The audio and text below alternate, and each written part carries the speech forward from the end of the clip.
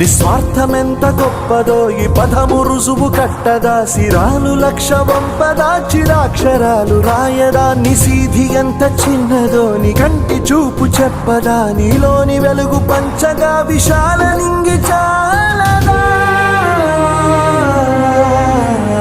మనుష్యులందు నీ కథ మహర్షిలాగా సాగదా, మనుష్యులందు నీ కథ మహర్షిలాగా సాగదా.